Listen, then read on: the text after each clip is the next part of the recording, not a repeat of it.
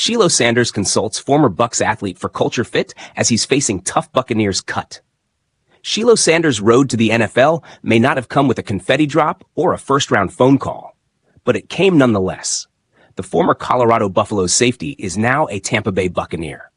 Word is his agent, Drew Rosenhaus, hit up the Bucs GM after the 2025 NFL draft, and just like that, he signed as a UDFA.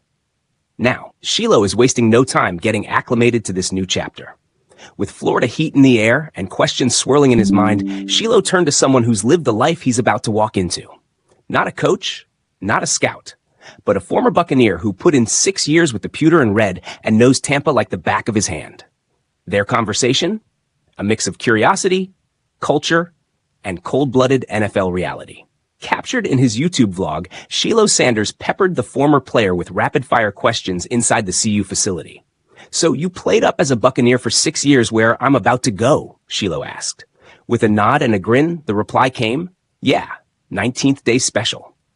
Shilo leaned in, eager. "Where did you live at?" he followed up.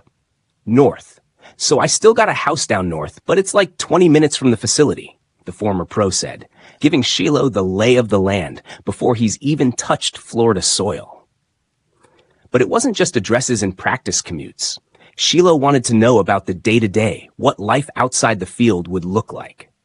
What's the best thing to do, like food-wise, and, just living there? He asked. "I say go to Hyde Park. That's a good spot to, go walk around," he replied. "But there's usually, your classrooms. They do pretty good because Jason and the crew of guys, they just do a good job of screening, like good people." It was a crash course in lifestyle, but with the casual cool of two athletes swapping notes on their version of the American dream. Shilo Sanders, soaking it in, ended the moment with admiration. "Congratulations, my guy. You're living a dream, man. I'm about to get mine started right now." The answer was simple but grounded. "Yep, just a start, man. Good luck." Still, this dream is far from guaranteed. Shilo enters a loaded Buccaneers secondary, and his place on the 53-man roster is anything but secure. Analysts give him just a 10% chance to make the team.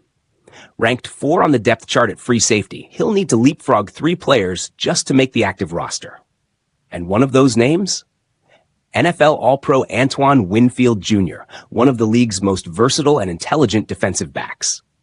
That leaves Shilo in a tightrope act. He must not only outperform others in camp, but also shine on special teams. The numbers from his college career show flashes of promise.